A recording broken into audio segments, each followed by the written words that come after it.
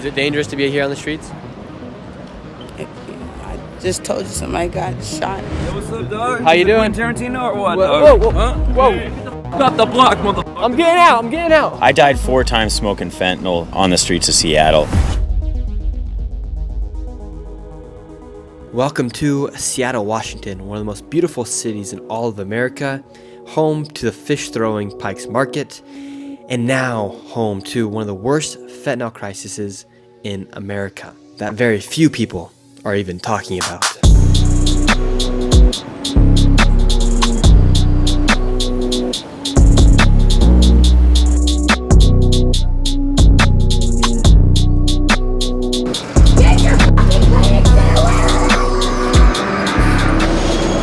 What's been taking over the streets here? You have to ask them, but it's mostly, from what I know, it's mostly fentanyl.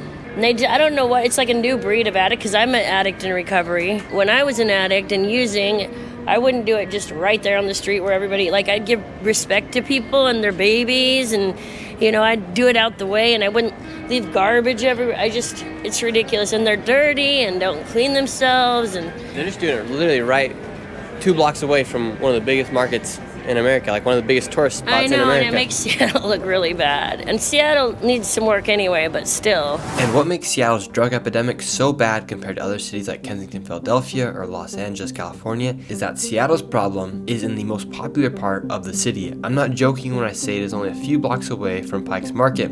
Within a few minute walk from the fish throwing market, you are inside the heart of the crisis. I don't even want to get off the bus right there because of my baby, Like for a while I had to put a blanket over my baby just to get off the bus. And even at my house, I live only a couple blocks from here, and I have to, I can't even come out my door because I'll have to walk through fentanyl smoke.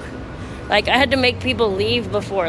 Can you please move so I can get out the door with my baby? Plus, people are leaving those pills and stuff, dropping it everywhere, in parks and then babies are getting them, and it's just the littlest amount to people that don't have a tolerance can kill people. So I see your leg is swollen. Is that from? That's from bad circulation from when I used to use, and it's just from my circulation being messed up. It's not an open wound, it's just dry skin. The skin's really thin there. Now, there has been a homelessness and drug issue in Seattle for quite some time, but over the past 3 years, this issue has nearly tripled, and that comes from the arrival of fentanyl.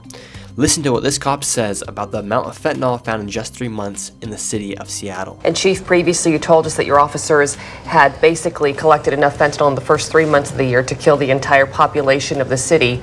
In your estimation, in your experience, is this the worst drug crisis the city has ever faced? It's the worst crisis that I've seen in my career, so 26 years. And just in the last 2 weeks, we've recovered close to what would be equivalency of about 250,000 pills just in the last 2 weeks. How has fentanyl affected the city here in Seattle? Oh, it is awful. It's poisoning people. It's making a bunch of people mental around it, get desperate and do desperate things, and it just killing them from the inside out. It is awful. It's just making people go crazy and do some real dangerous things to themselves and to everybody else around them. And every time I go to a bus stop, they're freaking smoking their crap and they're dealing it like it's nobody's business.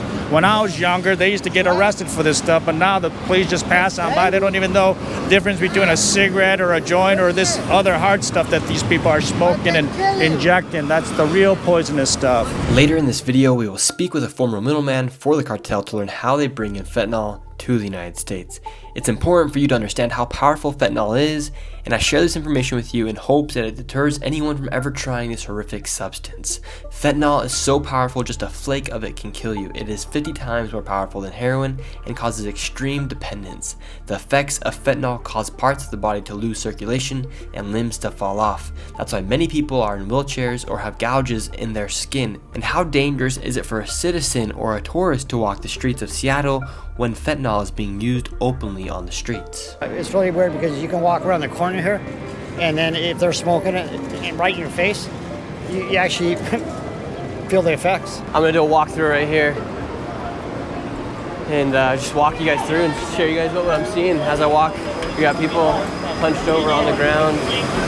We got some people out here doing outreach, a lot of people with lighters, a lot of people with foil. A lot of people don't really know what's going on. People are passed out on the ground.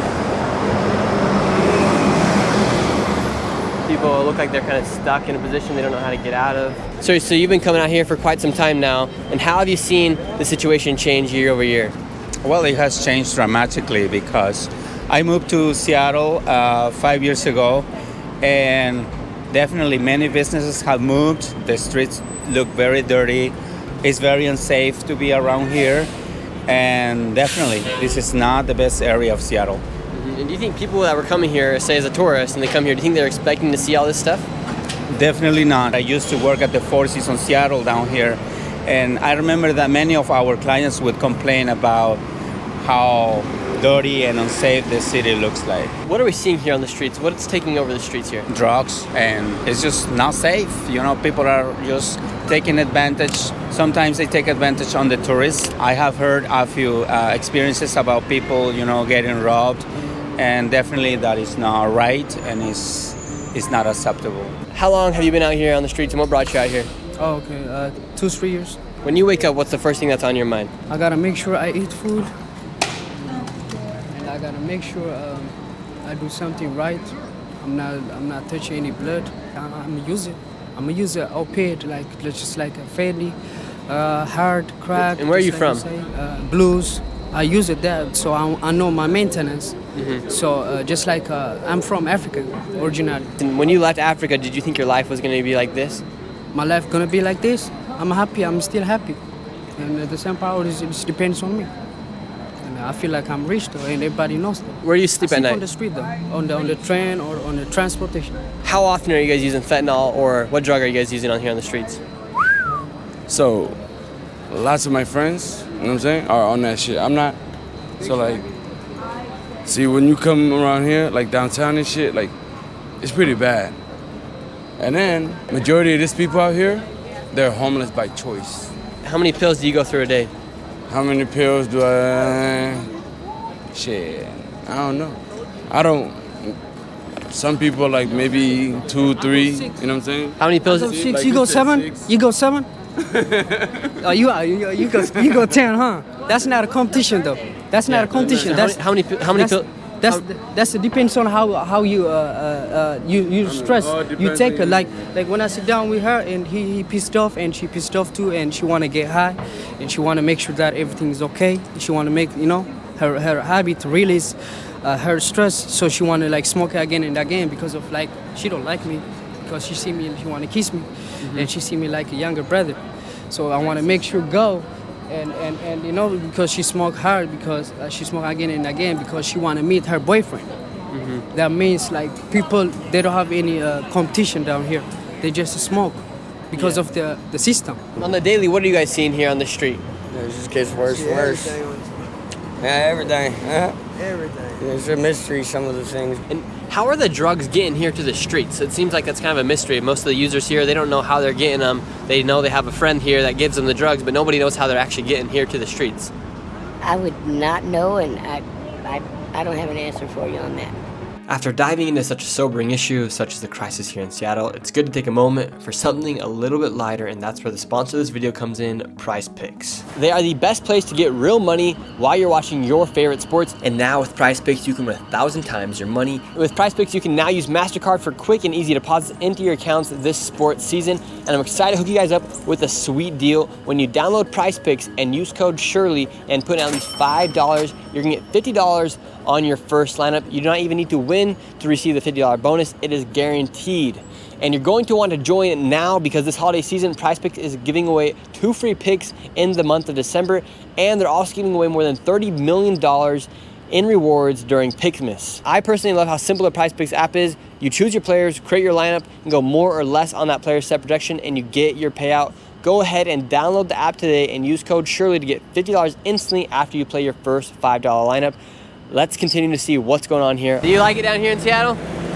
That's okay. How would you describe the smell here on the streets of Seattle? Ridiculous. It smells like burnt hair, popcorn, gas, and all in one. It just smells like burnt. And it can make you throw up. Me, I'm nauseous in the heat. Just help somebody. He just got shot right there. Is it dangerous to be here on the streets? I just told you somebody got shot. Yeah, it could be dangerous because everybody is high, drunk, and don't know what they're doing. and don't care. If they don't get their drink, their liquor, their clear, their fentanyl, whatever, blues, whatever, they're mad. If you say you don't got it, they're mad. I seen it. Just to even walk to go to McDonald's, you have to pass through a whole entire row of people that are using illegal substances here on the streets of Seattle. As an outreach worker, what do you guys do? And we walk around and offer people resources. So like housing, employment, detox, rehab, those type of things. And out of the percentage of people that you talk to, say like 1 out of 10, how many people actually take the resource that you gave and they are like, okay, I'm willing to drop what I'm doing right now, and I'm gonna come with you guys? That one's hard. I don't think it's a certain like number. What percentage? What percentage of people that actually take the help? I don't know. It's a coin flip. You know what I'm saying? Probably 50, I guess. It just kind of depends on their situation, their background, and that's why we're out here, because we try to figure out what's holding them back. Like, why not going to housing? Why not rehab? Why you not taking that extra step yet? So that's kind of stuff that we work on. We're out here every day from 6 a.m. to 9:30. So we know pretty much all these people on a first name basis. After speaking with this outreach worker, he agreed to take us down deep into the alleyways where all the people were at. Once we entered into the alleyway, all the people inside the alleyway started coming to the outreach worker to receive some fruit snacks and water for the day. And then we went deep into the alleyway to see what it's actually like. So would you say that most of these people you talk to them and they're nice people? Yeah, bro. They just want to be treated like humans. A lot of people, you know, have issues and stuff like that, but it's about how you talk to them and treat them, bro. You know, they're still human at the end of the day. A lot of people have mistakes, and, you know, you never know what these people have gone through, bro. So it's about keeping an open mind and, you know, just keeping it cool. They're cool with me. They're cool with everybody, bro. As long as you're cool, you know, they're good people, bro. Yeah. Say like this person right here that's on the ground. How do we know if she's all right, and when do you think we'd know that she needs to get Narcan? We've already checked on her and moved her and woke her up. So we know that she's okay, but really you check for if they're breathing or not. So if you see somebody, she got to be moved. But if you see somebody and, you know, they look out, you know, you can kind of tell, bro. It looks bad, but we'll try to wake you up. If you don't try to wake you up, okay, then you feel for a pulse. If they don't have a pulse, if they're not breathing or have like a faint pulse, then we administer Narcan. If we see some type of paraphernalia, a nearby foil, straw, something of that nature, you know, we'll administer Narcan. And if they don't have a pulse, we'll do CPR. If they do have a pulse, then there's like a rest position that we take, and we call medics immediately and stuff like that. So, wow, yeah, there's a whole process for sure. Person's okay, real quick.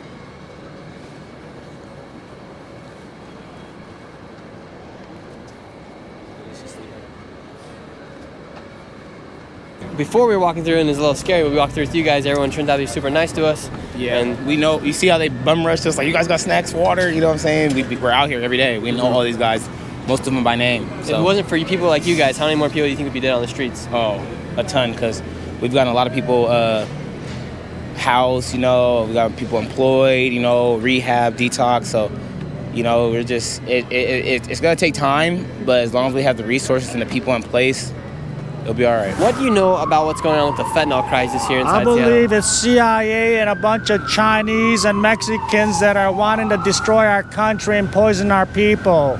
They took all the real cocaine and made a bunch of meth and fentanyl in their bathtubs, and they're poisoning everybody, destroying everybody from the inside out, making everybody be poisoned on the streets and be homeless and desperate, committing crimes. It's an internal hit upon our country. It's organized. They're messing up our country with all this fake dope, okay? And these people who are producing it, they need to be prosecuted. Something I have wondered is why would China or Mexico or whoever's bringing over this fentanyl, why would they want to bring this fentanyl over into America? It might be a possible tactic of war. I think it's just people wanting control of our country. The people that should have been indicted and prosecuted and sent to Gitmo already, they're still out in the streets acting like heroes. I think they're creating the chaos. All of this madness was happening on 3rd and Pike, commonly referred to as the Blade. On the Blade, the majority of businesses have closed down, and the Walgreens on the Blade had a busted window, and the shelves were nearly empty, and the shelves with items were all locked up. I was actually able to speak with an addict who had recently got clean inside the Walgreens. And you were once living on the Blade, weren't you? Yeah, I actually, when I was doing heroin, I just kind of was hitchhiking and following the heroin, and I ended up coming here, and then there wasn't heroin anymore until it turned into fentanyl, and so I quit doing it, man. I went to the methadone clinic and got out of that life, got off the street. And how's your life been since you got off the street? I'll tell you what, I don't have to start over again with nothing every morning when I wake up. It's kind of nice. I feel like my lifespan might have extended a little bit. Say there's an addict watching this video right now. What would be your message to that addict to try to get them off the streets?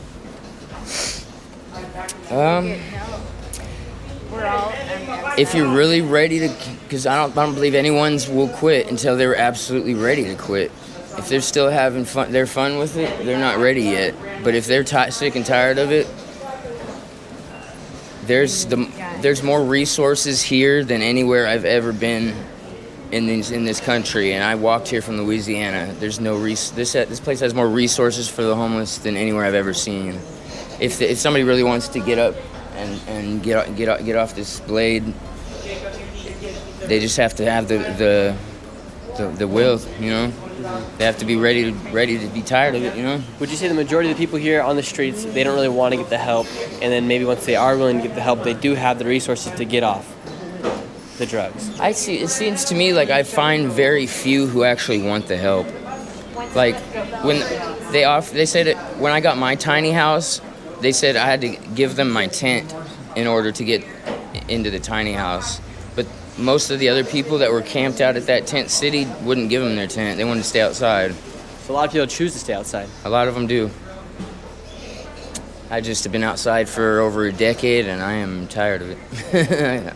I retired. And how do you feel about what's going on here in Seattle? Everybody deals with addiction in some sort of aspect. There needs to be more resources for people, and there needs to be more options, but people also have to want to get help if they're gonna get help, and they need to take it somewhere else, because I can't bring my kids out here.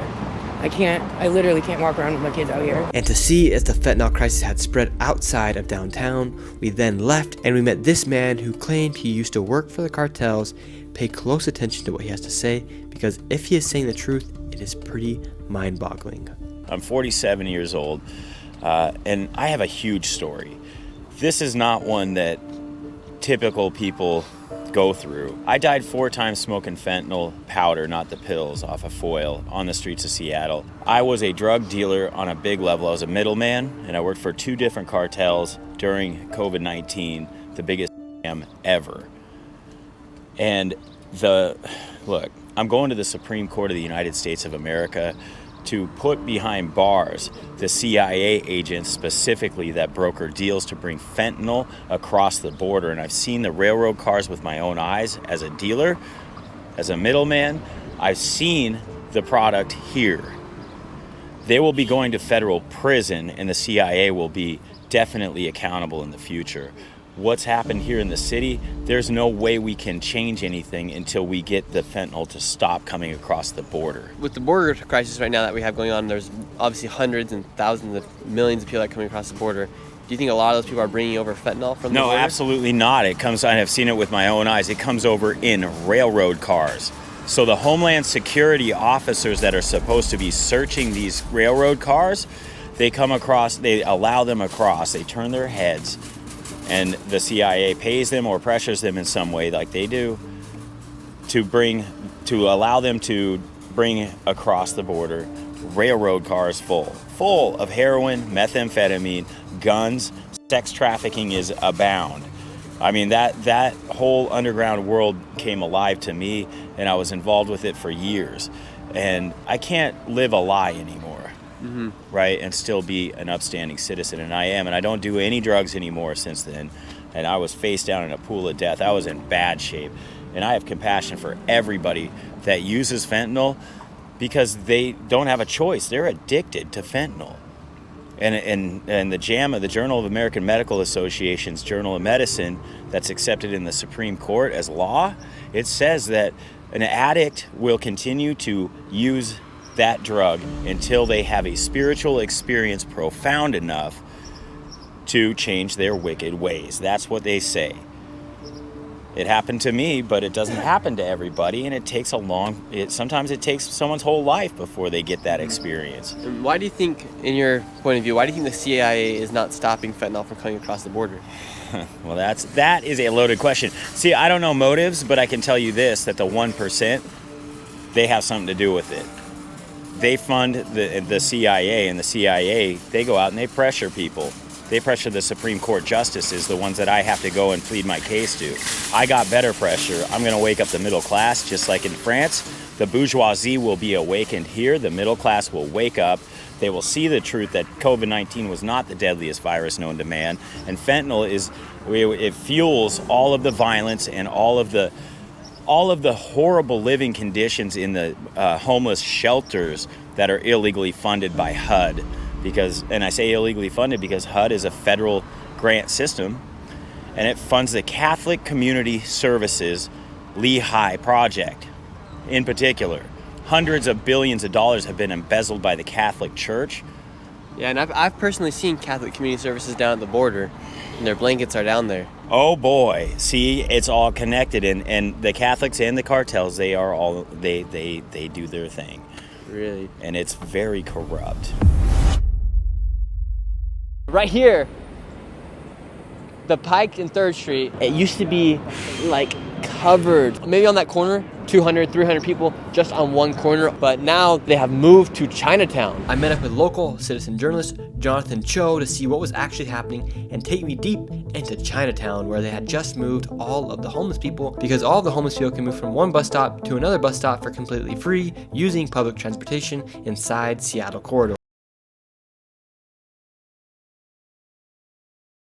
This is one of the most dangerous. I've had beer bottles thrown at me. I've had people brandish knives. How's it going? I got a friend murdered right now. Oh man, I'm sorry. They killed a white dude over there for being actually he's not a white boy, he's a white guy, and he was kind of selling drugs, but he was being totally solid. He was being really impeccable and nice, and he was brandished. He was kind, and he was open, and he defended himself and stuck up for himself, and he disappeared on the other side. I want you to see what's happening across the street. I don't know if you want to swing it over there. Yeah. Those people are not waiting for the bus. Those people, some are, by the way, and that's the sad part, right? You got some Asian grandmas waiting for those. Then the other homies, they're selling stolen goods, they're smoking fentanyl, they're passed out, and they don't like cameras, bro. I mean, let me show you something. We've been complaining about not seeing enough cops. Look at that. You got one officer for this entire corridor. You think this one cop just watching is going to be able to handle this mess that you're about to look at right across the street? This is insanity. We're going in. I mean, look at this, man. Look at that. Oh my gosh. It's a horde of people, just addicts. All of that has been moved from downtown 3rd and Pike, right? It was clear. It's all been moved here. Do you see how easily they get here? Did anyone ask us to pay for the bus? Nobody. Nope. We just jumped on, and it just brought us here. A concierge service for drug addicts. That's what it's become. So right now what we are seeing is everybody that used to be on 3rd and Pike are now here on 12th and Jackson. Wow, we got a little black market going on right over here. Wait till I'm looking for Pokemon cards or Legos. That's what I'm always looking for. Pokemon cards or Legos. For collectors out there, you know how expensive those are. You can get those here for pennies on the dollar. Wow, we got people out here just scratching legs. Oh man, what was this guy doing, man? This is the fentanyl fold. Oh no. Come on, man. It's crazy, man. You got the fentanyl fold. Hey, bro, you okay, man? You all right? The moment the sun goes down, I do not advise you guys to go into that horde. No. Only do it while there's light. That means we have 10 minutes. We got 10 minutes. Here we go. How you guys doing? Can we talk to anybody here? Nope, they said don't record them. Just keep it on me right now so people don't get upset. Yo, what's up, dog? How you doing? Tarantino or what? Whoa, whoa, Huh? whoa. Hey, get the f off the block, motherfucker. I'm getting out. Holy frick. Did I tell you, man? Wow. All right, well. Hey, he's got a stick. He's got a stick.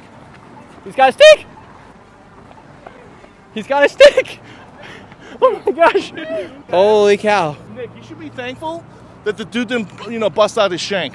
Or a needle. And look at that. There's a fire going right there. Oh my gosh. What the fudge is this? How do you run a business? That's why a coalition of business owners, mom and pop business owners, are in the process of class action litigation against the city of Seattle. They're trying to run a business, and then you have this madness. You are the man. How are you doing, sir? How's it going, officer? Is this normal night here in Seattle? Fire on the side of the building? Sure is. Hey, Sure turn that is. shit off. We got the police with us now. Frick, I don't want to get attacked again. Okay. Here we go. See, did you see that assault, Nick? That lady assaulted me. She's knocked down my camera, but she's running. I don't even think it's worth it. Look, do I want her to go to prison, jail? No, absolutely not. She's just some tweaker, needs help, but at the same time, we can't be assaulted out here. Dude, you and I were nearly assaulted. I got assaulted. Yeah. This happens regularly because they don't want their bad behavior shown. But here's the reality. We have to keep exposing this because it's also the only way we can hold our elected officials accountable. Because if we don't show these public policy failures, our elected officials can say, oh, everything's great, right? That's not good for our democracy either. The voters, the constituents, they got to see what's going on here. And that is the end of this video. If you enjoyed, please consider subscribing and dropping a like on this video. If you'd like to support the channel by making a small donation each month, become a member and receive access to exclusive live streams and exclusive content. This is Nick, and I will see you guys next video.